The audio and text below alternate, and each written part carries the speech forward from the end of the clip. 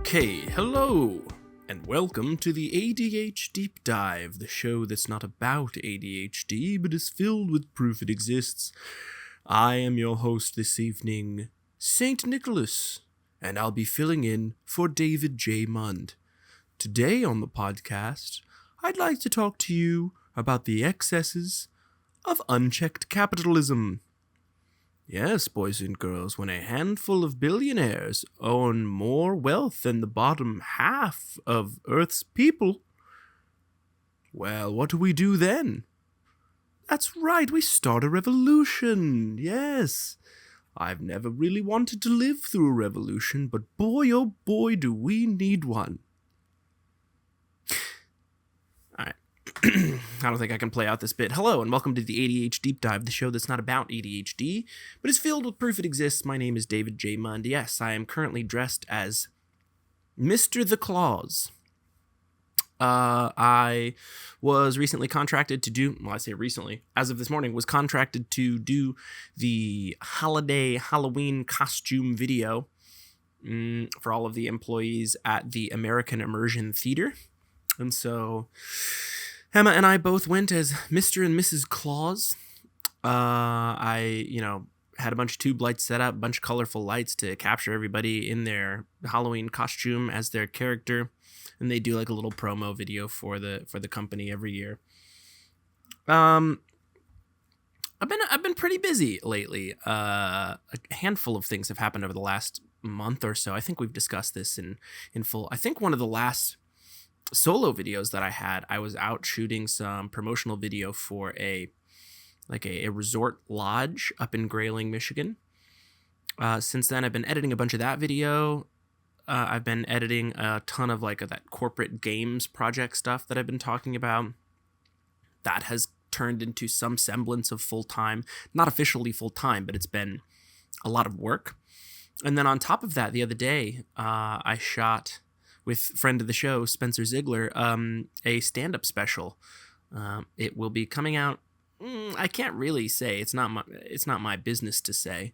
But I'm currently editing it right now for a comedian named Paco Romaine, who's very funny. I think he's from the Kalamazoo area, moved out to the California area, and then lived in Arkansas for a little while, but he came to Kalamazoo to shoot his special for the year. It's his first special. It's my first special. So we ran a 3-cam setup plus a bunch of iPhones to capture crowd video and audio and stuff. And then I set the Newer brand microphones up randomly throughout the crowd to capture some of their audio. And I gotta be honest, besides the coloring process, which is always a motherfucker for me, I'm having a good time doing this. I feel very happy with what we accomplished. We had some issues capturing the audio at first, but I hooked them up to a lavalier microphone as what I would consider a backup source, but it ended up being the primary source, which is fine. It'll work out totally fine. But I've done that, a couple of murder mysteries, some other stuff that I'm not really remembering in this moment, all over the course of the last month. It's been very busy for me in the best way. Talked about for months, years at this point, that my freelance career was so supplemental that I didn't really get the types of opportunities that I had hoped for in this career.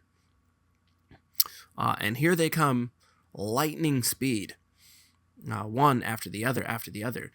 Next weekend, I will be shooting the, again, debut music video for Feeding Grizzlies.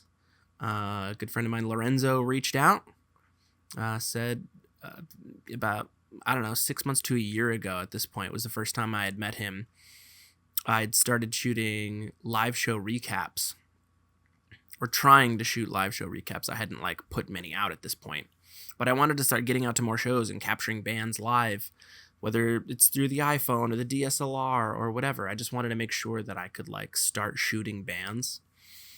And Feeding Grizzlies had a show at the Pyramid Scheme. Worked out a way for me to get in there, capture a bunch of footage of them, and turned that into a pretty good working relationship. And now I'm going to be shooting and directing their debut music video. I'm not going to give any more details away beyond that is happening, which is exciting for me. I haven't done a music video in a little while besides Concave Notions, which news on that to be announced soon. If you're unfamiliar with that, I shot the debut music video for Concave Notions, a project from Christian Fisher and Spencer Ziegler, for their music video for their song Panic Bleed.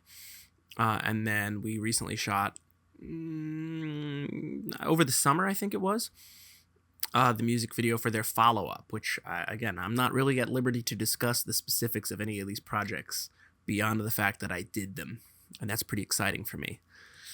And then again today, I guess I'm second shooting for a photo shoot on Tuesday or Wednesday. I can't exactly remember. November 3rd, whenever that is. Anyways, a bunch of stuff lined up, and this is great. Like, this is what I wanted to do, and I'm doing it. And it's pretty decent money, and it's steady, and I'm walking away from a handful of these projects saying, God damn, I think I'm proud of myself. Dare I say it?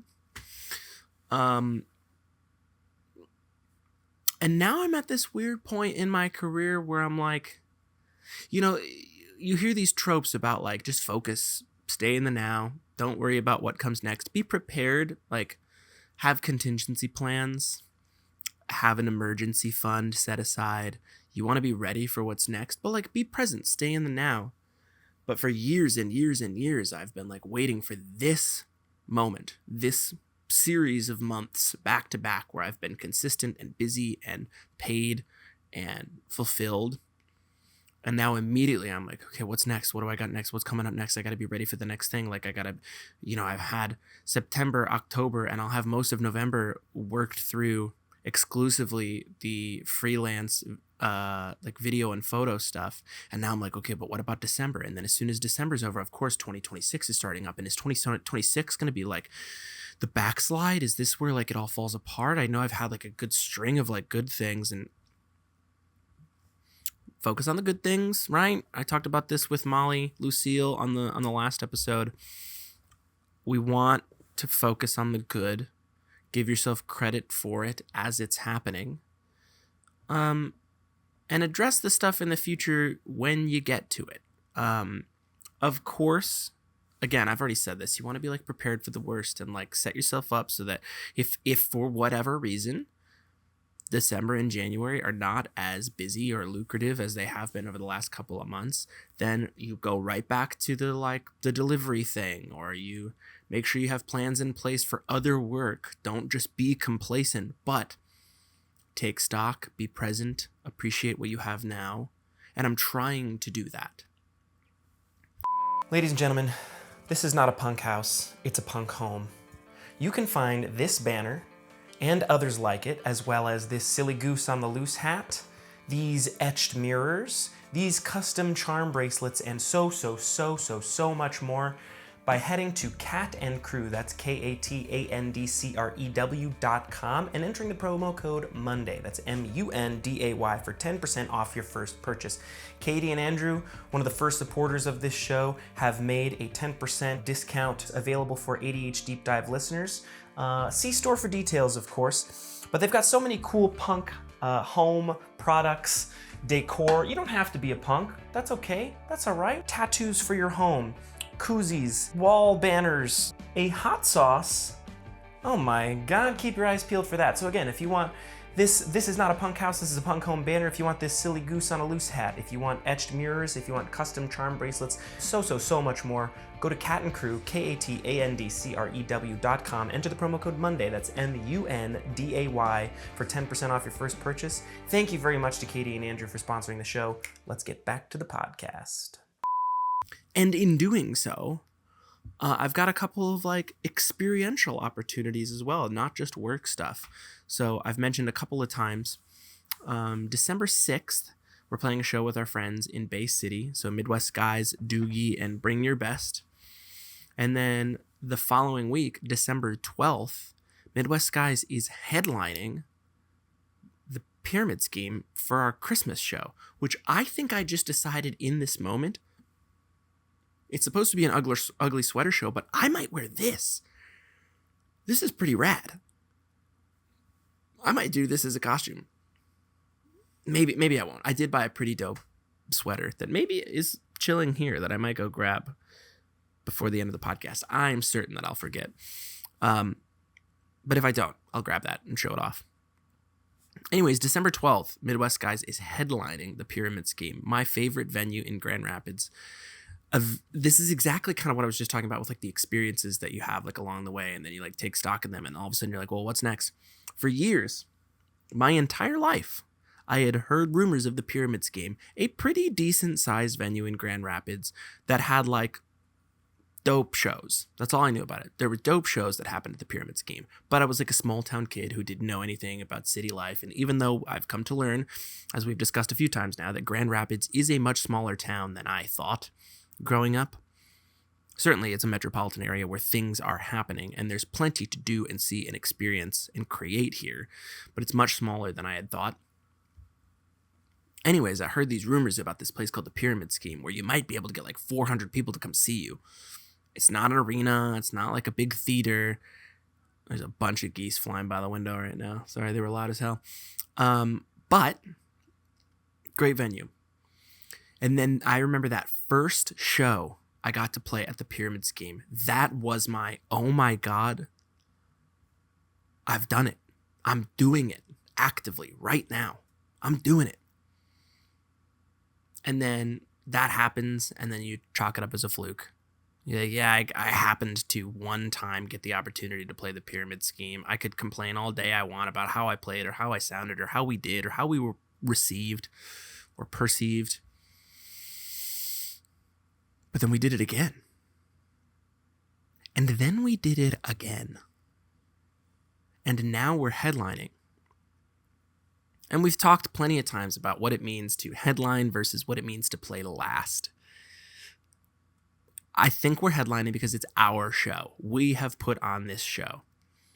The flyer for the art, or the artwork for the flyer, was done by my friend George at the Big Bad George Despotis, friend of the podcast. We've worked hard. This is our 3rd annual Ugly Sweater show. It's building a name for itself, and now this year we get to do it at a bigger venue with a bunch of dope bands. And now it's like, shit, but now we got to sell tickets, and now we got to promote it, and now we got to, and then it's going to happen, and then all of a sudden it's going to be over. And then what am I going to do? Am I going to tell myself again that that was a fluke, no matter how well it goes? Because of course, if it goes like crazy poorly, I'm of course going to do this thing that I always do to myself, and I'm going to say, whatever, avoiding the specifics, I'm going to say horrible things about myself and why I likely deserved it. But if it goes really well, do I sit in this stew of thinking that it was a fluke or that it wasn't something I deserved, but that it was luck? Or do I finally say like, damn, yeah, I'm working hard and we're doing this? TBD. But it's scary. It's scary to give yourself credit because there's ego associated with that. It's scary to give yourself credit because it's not always consistent.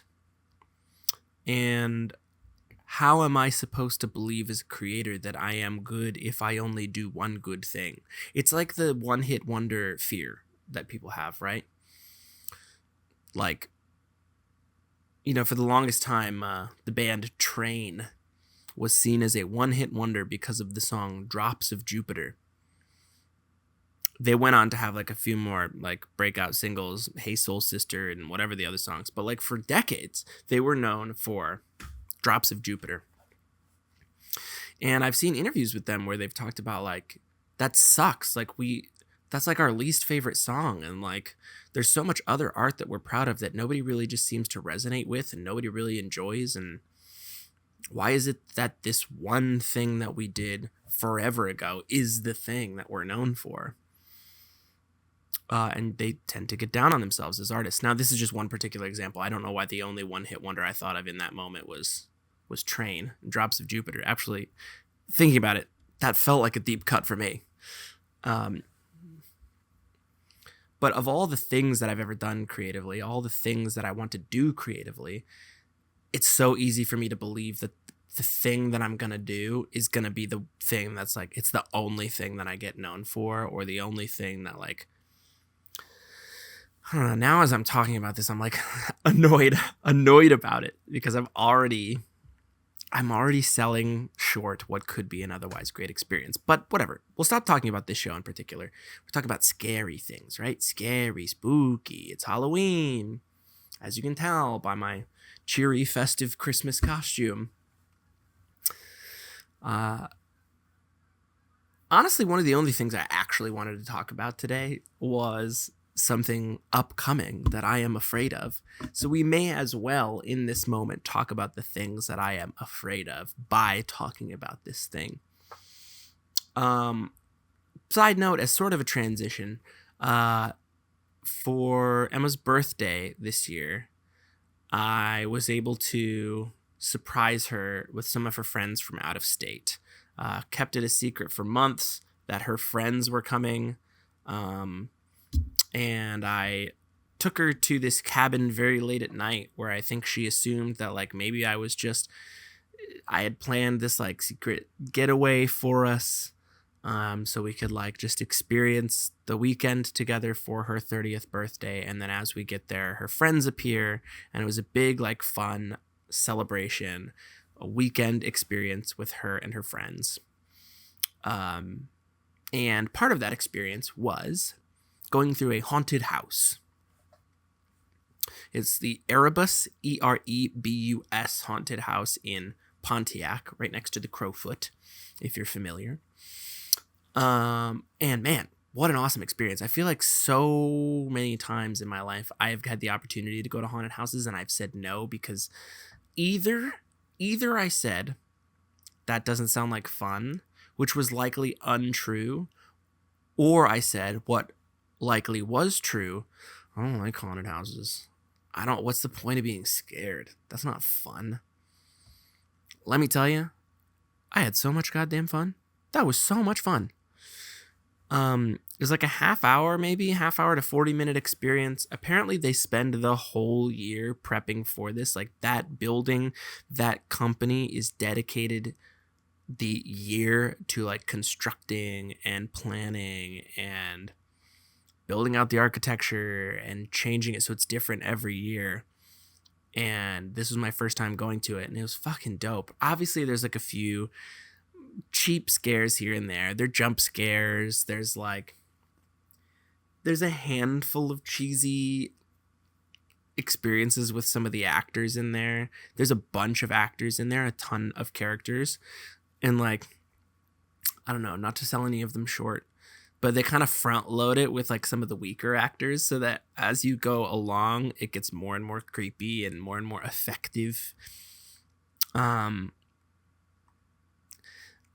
It was awesome. There's so much to say about the specifics of the haunted house, but like I couldn't communicate it even if I tried. Other than I was properly good and scared, but in like a ooh, this is fun and silly kind of way, not a like a deep psychological kind of way. I say that to say that I have recently been faced with the possibility of participating in what has been described to me as extreme immersive horror. I don't know anything about the story. I don't know anything about the specifics other than that it's a story developed by a very passionate storyteller and creator who is interested in invoking deep psychological emotion. This is probably not the way that it would be described by this individual. That's why I'm not saying the name of the company or of the individual who's creating this, because another one of those things that it's not my place to tell. Also, I don't know much about it.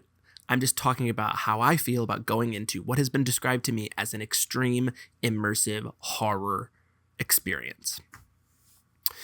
And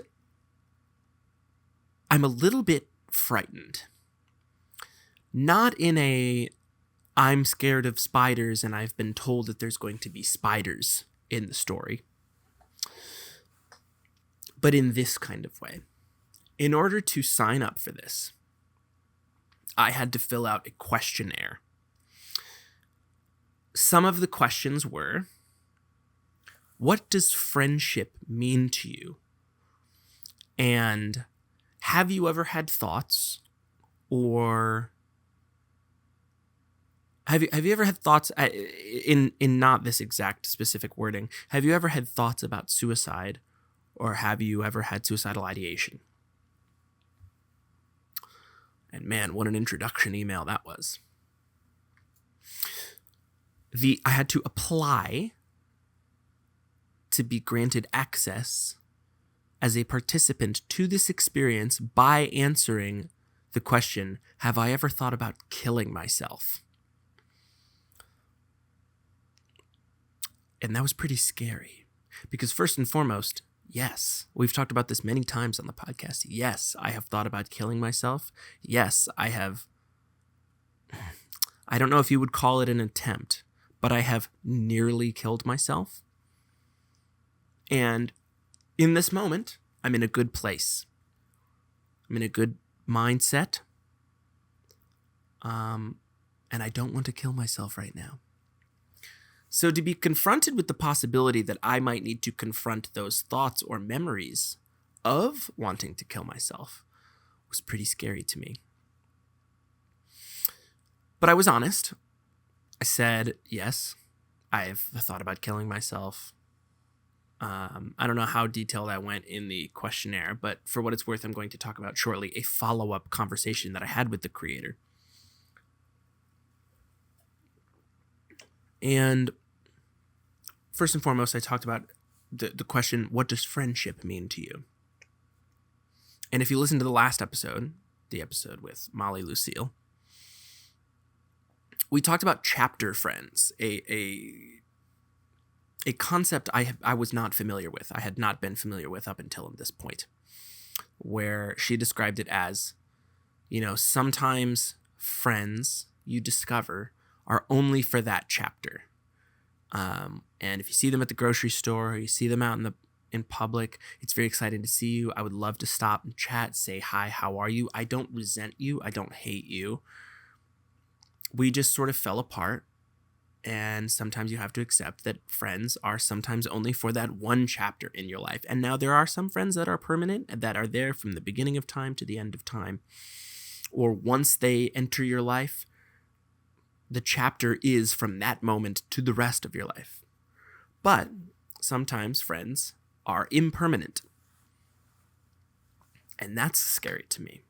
Or that was scary to me. It still is. It's sad to me, but I think for me it was scary that there are so many people in my life who I thought it would be cruel to myself to lose. That we had started to grow apart, and how tragic that is. I cannot allow myself to lose this person as a friend. But from multiple circumstances, maybe I reached out to them multiple times and they stopped responding, and I get left unread, or my messages aren't even being read, and it appears that in this period of their life, they no longer either want to respond or have the energy to respond. Both equally likely, possible rather. Or we've had an argument, then another argument, then we make up, and then we argue again, and then we make up, and then we just start taking silent jabs at each other behind each other's back, and then we realize we're not even friends. We were just two people who were very close to each other for a long time. And with both of those circumstances, many of them, I knew a lot about them. They knew a lot about me. We had deeply powerful emotional and spiritual experiences together, but no longer. All that to say, there are friends in your life, people in your life who, whether they are or are not friends for a period of time, they are no longer your friend. A chapter friend. And that used to scare me. I used to think that cosmically I was supposed to maintain these friendships or relationships because that's what you're supposed to do. If I met this person at an integral moment in my life, I have to remain friends with them. But either they don't want to remain friends, or the friendship is just too difficult to maintain for both people, and therefore it just sort of fizzles. And that's been a hard thing to accept. Again, for a long period of time, I feared that. Now I painfully accept that. I sadly accept that reality.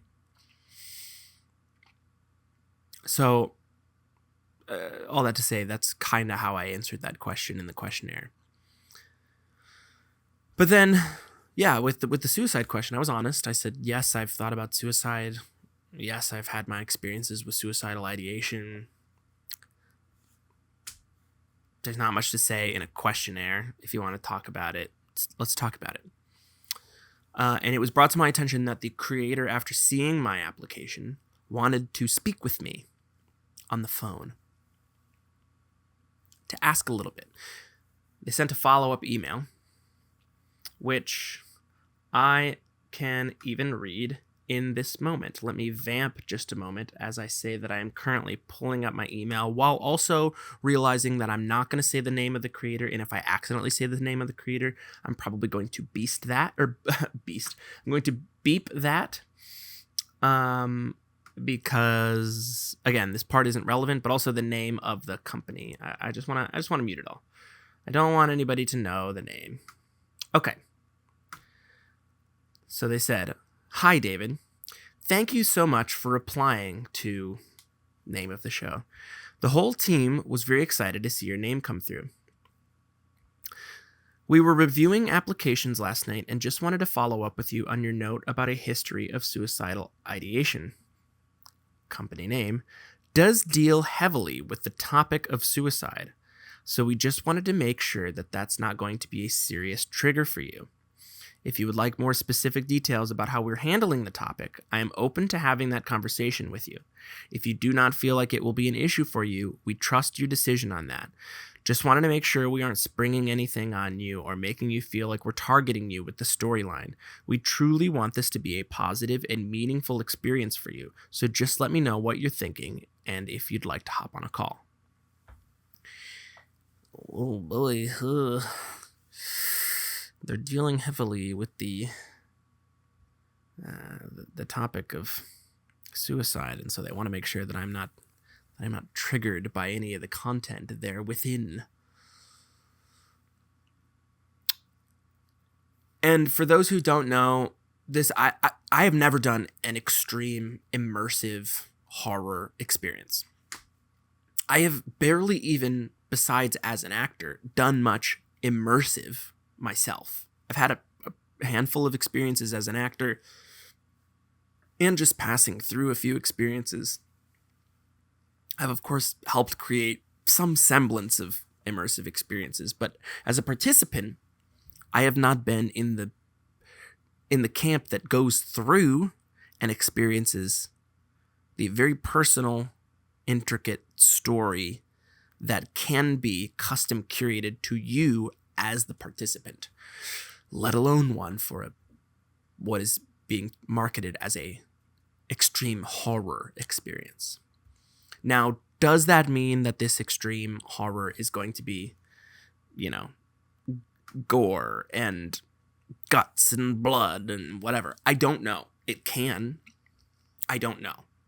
I maybe don't want to know, but I don't know in this moment. That is a thing. People can go through and, there are stories about people being tased in immersive experiences and waterboarded and whatever. It's for the thrill of the story to immerse yourself in this world made by this creator who either does or does not deeply care about how you come out of that. So maybe it's if it's part of what I wanted to make sure in this call is that my response to however this individual wanted to chat with me about this is that whether I am going to safety out, which is just saying I tap out, I can't do the rest of this, I need to leave, whether I safety out or respond in a way, or I don't even want to be a part of it to begin with, this is not a commentary on you as a creator. Not that I need to say this, like my opinion of this person or this company does not matter, but I wanted to make sure that they knew I am not here to yuck your yum. If this is your way to experience a story fully, immerse yourself in this world that has been carefully crafted to tell a story by a creator who is passionate about the story that they're telling. You do you, boo. Get your bag, girl. I am not here to judge that, critique that, and maybe I might not even be here to comment on that because I don't know. I don't know what it's like to go through this thing. I don't know what it's like to come out of it and be thrilled, you know? All I know is that I'm scared. I'm scared of it. So he calls me. I say, hello. How are you?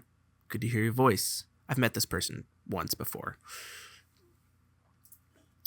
And we get right to it. And they go, okay, so do you want to talk a little bit about what are you thinking? What are you afraid of? Do you have any questions for me? This is from their perspective. Do you have any questions for me about the story or the response to my email? I was like, I am, as I just mentioned, I am open to all possibilities. I'm not here to judge you as a creator if in this story there is depictions of suicide or conversations around suicide, or if you're dealing with a character who is contemplating suicide. I'm not here to judge that or maybe even say no to that. I don't know yet. Here's what I am afraid of. That now we're getting down to the core of what is Saint Nick afraid of? After all this time hating myself for the last 30 years of my life, after all this time doubting myself and judging myself and shaming myself for just being who I am, after wanting to kill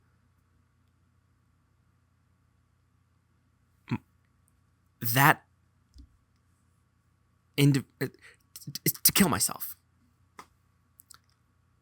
I'm finally in a good enough place that I think, given my current set of circumstances in my career and my personal growth and in my relationship and my friendships, I think I want to be alive for a while. And I am so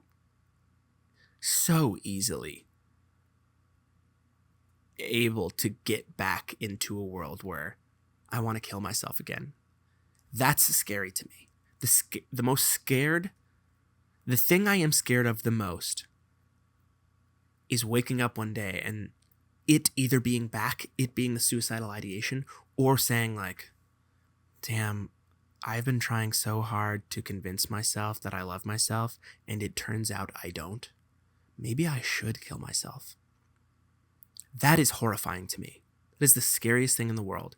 To undo however many months or years worth of progress that I have made towards loving myself and forgiving myself and allowing myself to just be. Right now, I don't want to kill myself. And it's scary to me to think that one day I could wake up and that could all that progress could be undone. So, as a participant, my red lines are: I do not want to be part of a story or an experience. Again, just to be clear, I'm not yucking anybody's yum. I do not want to be a participant in an experience where I am being told that I should kill myself. I do not want to be in a character. I do not want to play any part in a story. Even though as an immersive experience, I'm just going through as me and experiencing the thing as it is. I'm not playing a character, I'm just being me. I do not want to go through a story where there is a character who's telling me, David, you were wrong. you should kill yourself. Because now they have the information. They know, as the company, as the creators, that I have dealt with suicidal ideation, that I have wanted to kill myself. And so the characters, be it whatever their motive is, could say, yeah, you should kill yourself, shouldn't you, motherfucker? Would I be able to get through that story unscathed? Maybe. It depends on the content. It depends on the severity of the conviction that character has about believing I should kill myself.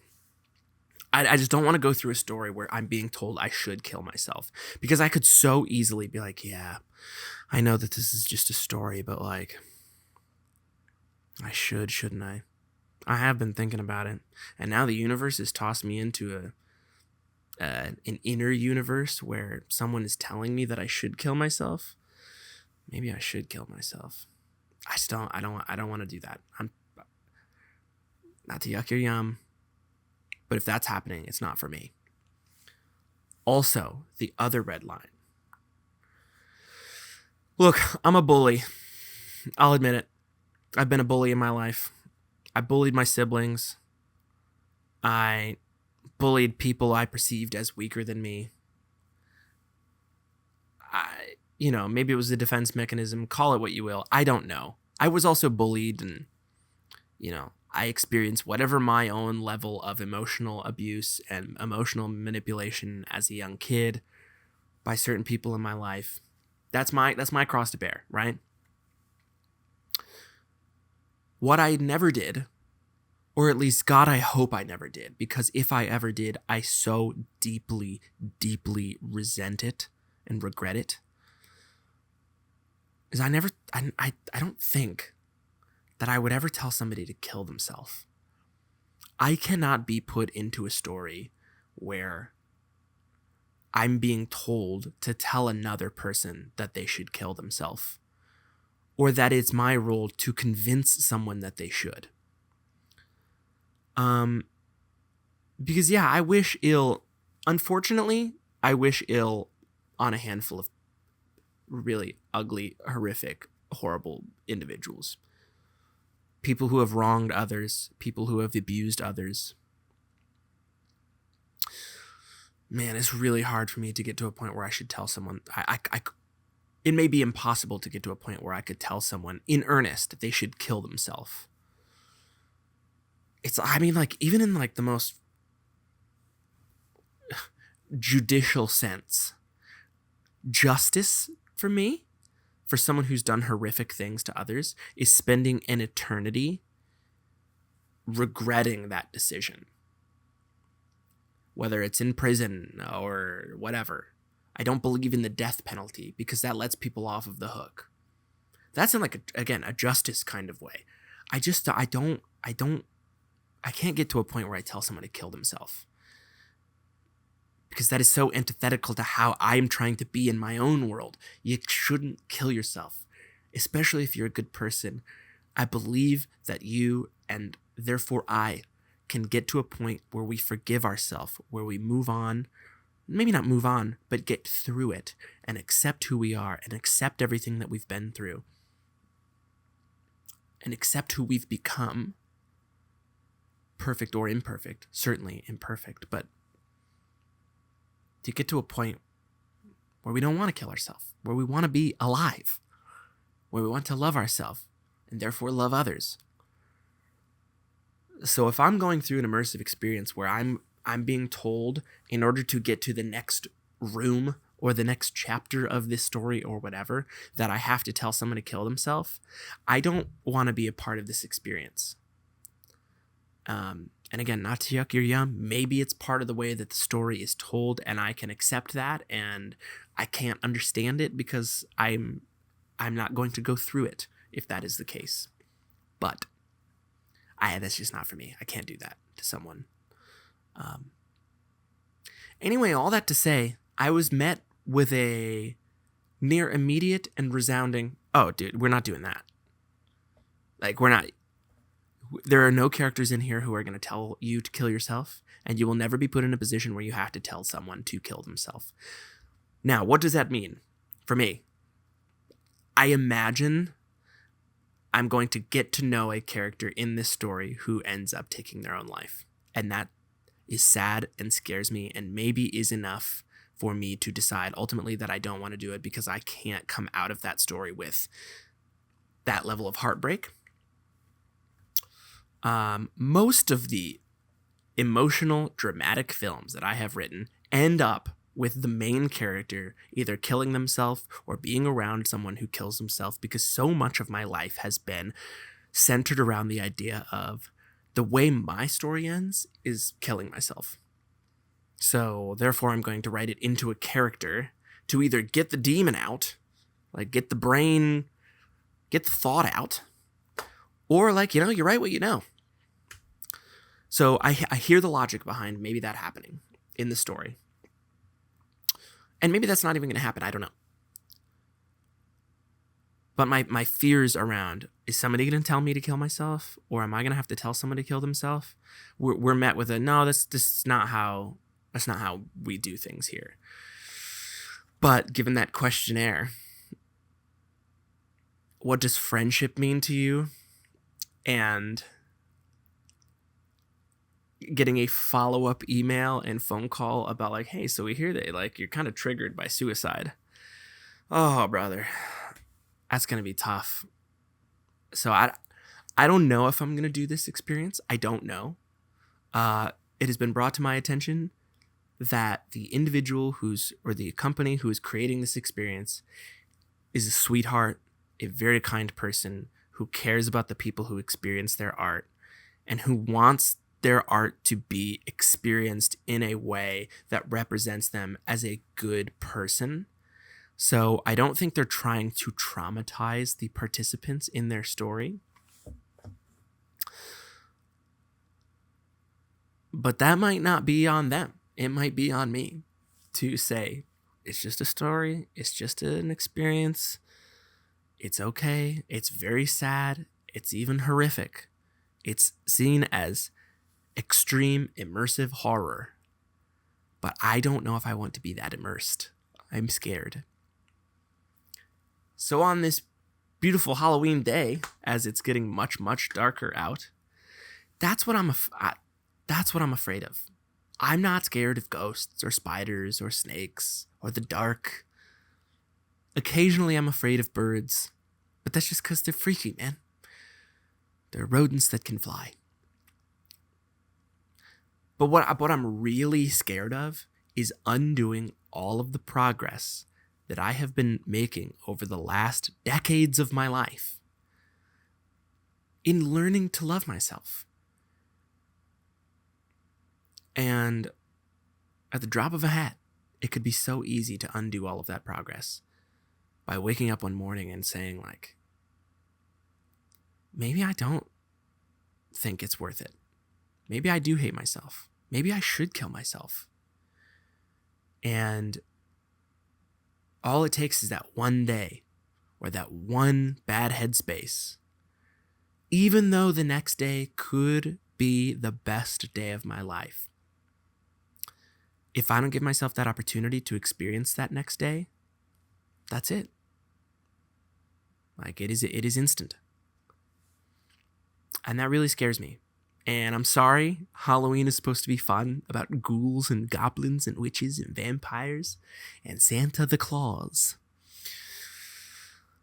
But man, I'm scared of hating myself. I'm scared of waking up and regretting the person I've become. And so I'm working hard not to do that. Trying to make good decisions. Trying to love people around me. I'm trying to forgive people who have hurt me. I'm trying to accept the reality of chapter friends and that the people I thought were going to be in my life forever, turns out they're not. And not only that they're not, but they don't want to be. The next chapter of my life is accepting harsh realities that I don't want to believe are true, so that I can accept who I am, who I've become, where I'm going, and just get through this phase. Phase 1 was getting over it. I just need to get over it, right? Get over the heartbreak, or get over the missed opportunity, and get over the wanting to be alive thing. Just kill yourself. Phase 2 is, we got to get through this, dude. Like, this is really hard. This is the hardest thing you've ever been through. You've got to get through it so that the next phase of life can be enjoyed despite the struggles. There are going to be struggles eternally throughout the rest of my life. It's what I do with them. It's how I accept them, how I handle them, and how I move through them. And I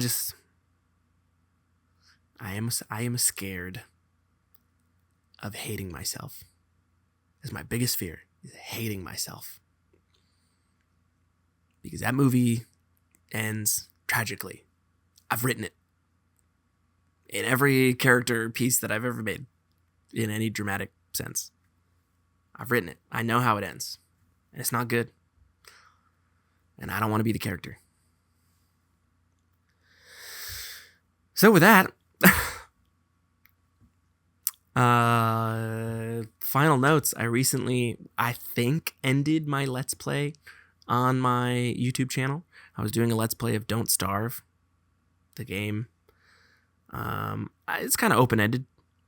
It could be, I could pick it back up. I am at a point in the game where it could be over. I announced that it probably would be, but I left it at, maybe I will pick up the controller one day and continue where we left off. I gained a lot of new followers from that. There were a lot of commenters, a lot of regular attendees in that series who seemed to enjoy it, who loved hanging out, who helped me, who commented and gave me advice and tips and feedback and appreciation. And I can only hope that they stick around for the podcast and whatever other creative endeavors I go on. But Don't Starve, I think right now, that chapter is likely over. Maybe it gets revisited at another time. And then beyond that, all this stuff that I'm doing right now, I'm just trying to stay present in it, because who knows when it's going to end. And so I just need to keep my head down and keep trying and keep working and not burning bridges. Trying to make new music with the band. Trying to love that struggle. And then, on that note, December 6th, Bay City, December 12th, Grand Rapids, headlining the Pyramid Scheme. It's an ugly sweater party. Bring your ugliest sweater. Please, if you're going to buy tickets, you can buy them online, but let me know. I can get you a physical ticket first if you don't want to buy it online, if you want to get it directly from us. And if you can't go, let me know. If you can't go but you really want to go, let me know. And if you can't go because of financial reasons, especially let me know. And I will see what I can do, because I want you to have a good time. Selfishly, I want people in the door. But I also think this is how you make memories, right? Some of my favorite memories are going to shows, especially these smaller-ish shows, a few hundred people, having a drink, getting to meet people, creating friends that may be in the next chapter of your life. So if you want to come, please do. If you want to come but can't, that's fine. I understand. Let me know. That's fine. I would appreciate even hey man, I would love to come, but I can't make it. I love that. I understand you were thinking of me, and I appreciate that. And if you want to come but you can't afford a ticket, let me know, and I'll see what I can do. Because I would prefer that you were there regardless, so we can make some memories together. So I'm going to get out of here. Thank you very much for joining the A.D.H.Deep-Dive, the show that's not about ADHD, but is filled with proof it exists. My name is David J. Mund. I love you very much, and I will see you next time.